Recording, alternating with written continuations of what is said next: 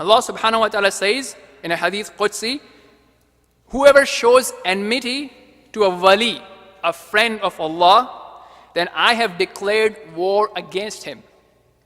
And my servant does not draw near to me with anything more beloved to me than the religious duties that I have made obligatory upon him.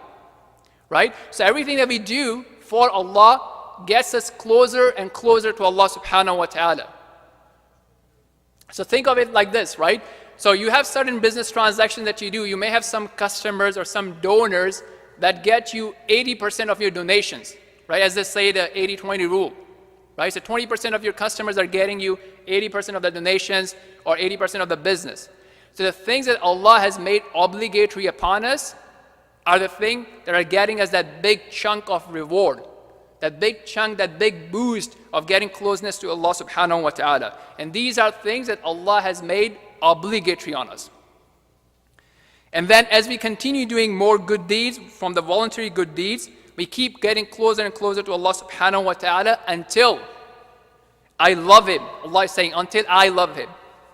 When I love Him, I am His hearing with which He hears.